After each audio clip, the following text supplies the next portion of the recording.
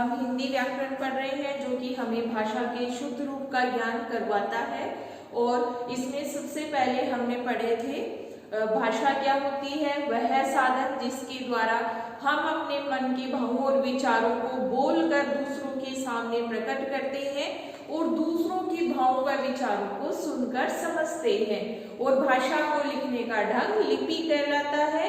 और हिंदी भाषा जो है वो देवनागरी लिपि में लिखी जाती है। उसके बाद हमने पढ़े थे वर्ण। भाषा की सबसे छोटी इकाई वर्ण कहलाती है। वर्ण के दो भेद हमने पढ़े थे, कौन कौन से, स्वर व व्यंजन। स्वर संख्या में 11 होते हैं और व्यंजन जो है वो 33 होते हैं। उसके अलावा संयुक्त व्यंजन 4 होते हैं, अतिरिक्त व्यंजन है 2, ठीक है। और इसके अलावा हमने पढ़ा कि भाषा के भेद मौखिक भाषा व लिखित भाषा। हमारी राष्ट्रभाषा शाबाश हिंदी है, अंतर्राष्ट्रीय भाषा अंग्रेजी है और हिंदी जो है वो हमारी राजभाषा भी है। 14 सितंबर को हिंदी दिवस मनाया जाता है। तो हम इसी कड़ी में आगे वर्ण के बाद, भाषा की सबसे छोटी इकाई वर्ण है और वर्ण के बाद आज हम पढ़ेंगे शब्द, ठीक है। क्या पढ़ेंगे? शब्द। शब्द क्या होता है बेटा? वर्णों के सार्थक मेल से शब्द बनते हैं, ठीक है। वर्णों के सार्थक मेल से शब्द बनते हैं। हम कैसे बनते हैं? जैसे हमारे पास वर्ण है श, इसमें उ स्वर, रे व्यंजन, अ स्वर, ज व्यंजन और फिर से ए स्वर। इन सबको हमने जोड़ा तो हमारे पास शब्द बन गया सूरज, सन, ठीक है। तो सूरज जो शब्द है वो इन सब वर्णों से मिला तो शब्द की परिभाषा हो गई वर्णों के सार्थक मेल से शब्द बनते हैं। यहाँ पर हमने एक शब्द का प्रयोग किया सार्थक। सार्थक का अर्थ होता है जिसका कोई मीनिंग निकले, ठीक है। अगर इसका कोई मीनिंग नहीं निकले, ठीक है, सूरज जो है वो उसका एक पर्टिकुलर मीनिंग है, लेकिन इन शब्दों को हम अगर उल्टा पुल्टा कर दें तो जैसे जो हमने लिखा रे और सु, वर्णों को मिला तो दिया लेकिन इसका कोई मीनिंग नहीं निकल रहा, तो ये जो है वो निरर्थक शब्द कहलाएगा। ये क्या कहलाएगा? निरर्थक, इसका कोई अर्थ ना हो।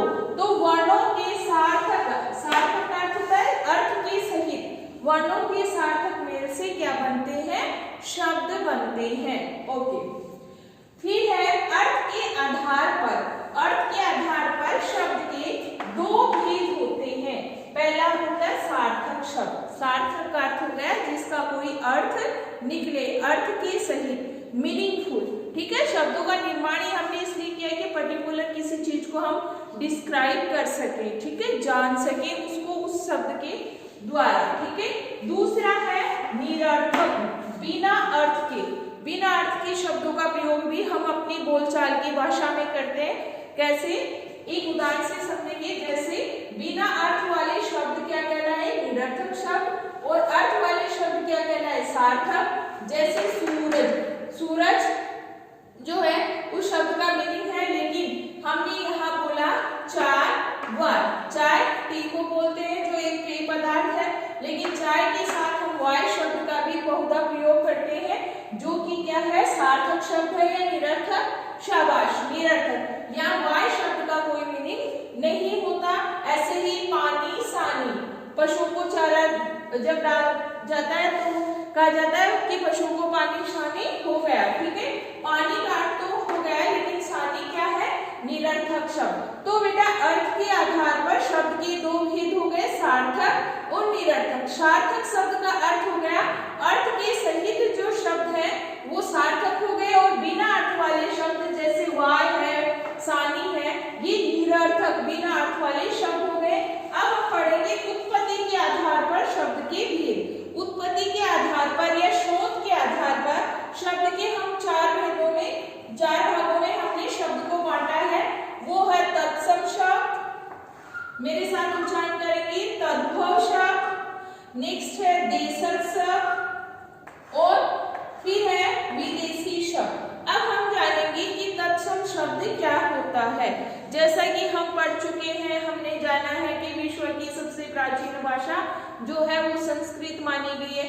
फिर उसी का सरलीकरण रूप करके हिंदी का हमने निर्माण किया है।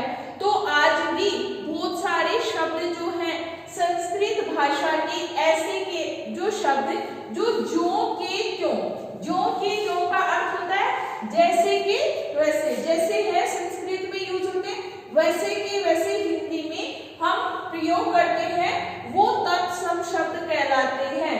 तत् का अर्थ होता है समान और सम का अर्थ होता है संस्कृत के ऐसे शब्द जो हिंदी भाषा में बिना किसी परिवर्तन के प्रयोग होते हैं। संस्कृत भाषा के ऐसे शब्द जो बिना किसी परिवर्तन के हिंदी भाषा में प्रयोग होते हैं तत्सम शब्द कहलाते हैं।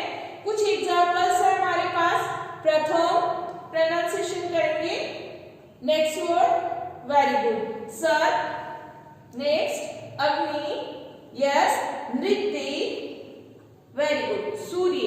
ये सारे संस्कृत में भी यूज होते हैं और हिंदी में। तो संस्कृत भाषा के ऐसे शब्द जो बिना किसी परिवर्तन के ऐसे हिंदी में प्रयोग होते हैं तत्सम शब्द कहलाते हैं।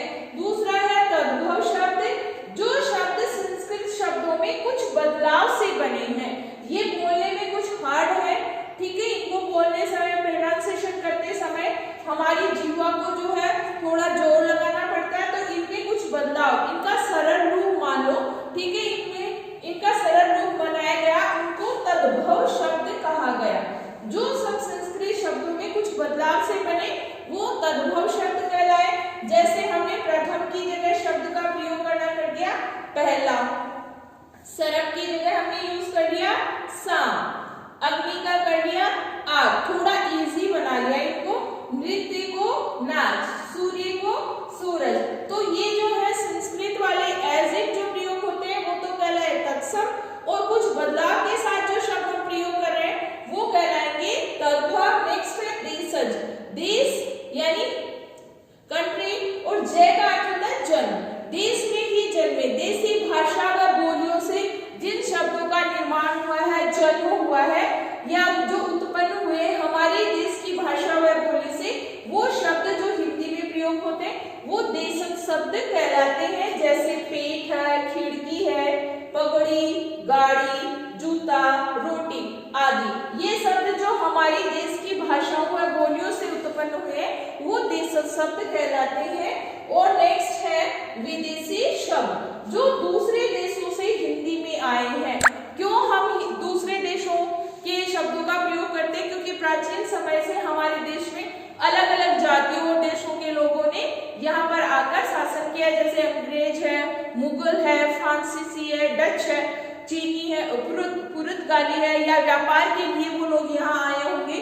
तो यहाँ लंबे समय तक रहने के कारण उनकी भाषाओं के कुछ शब्द भी हमने जो है वो उर्दू है, इंग्लिश है, ठीक है, इनकी हिंदी में प्रयोग होते हैं, तो वो शब्द कहलाते हैं विदेशी शब्द। विदेश दूसरे देशों की भाषाओं से जो हिंदी में हम प्रयोग ले रहे हैं, इन्हें बेटा आगत शब्द भी कहा जाता है, इन्हें आगत शब्द भी कहते हैं। जैसे अंग्रेजी भाषा का स्टेशन और स्कूल, ये हम हिंदी में प्रयोग करते हैं, ठीक है, हिंदी में इसको विद्यालय भी बोलते हैं, लेकिन एज इट भी हम प्रयोग करें तो ये विदेशी शब्द कहलाएंगे। अमीर है, रेडियो है, कागज, है ना, तो उर्दू भाषा का शब्द हो गया।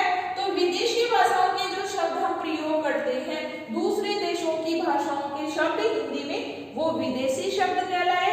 हमारे देश की बोली और भाषाओं से बने हुए शब्द जो हम हिंदी में प्रयोग करेंगे वो देशज कहलाए। और संस्कृत भाषा के शब्द बिना किसी परिवर्तन के ज्यों के त्यों जो हम हिंदी में प्रयोग करते हैं वो तत्सम शब्द कहलाए। और तत्सम शब्दों का या संस्कृत भाषा के शब्दों का बदला हुआ रूप जो हम प्रयोग करें वो तद्भव शब्द कहलाए। तो ये उत्पत्ति के आधार पर हमने शब्द के 4 भेद पढ़े, तत्सम शब्द, तद्भव शब्द, विदेशी शब्द और देशज शब्द। इसके अलावा अर्थ के आधार पर हमने पढ़े शब्द के 2 भेद, सार्थक अर्थ के सहित जैसे सूरज, और बिना अर्थ के निरर्थक शब्द जैसे चाय, वाय शब्द क्या हो गया? निरर्थक। और शब्द क्या है? वर्णों के सार्थक मेल से क्या बनते हैं बेटा? शब्द।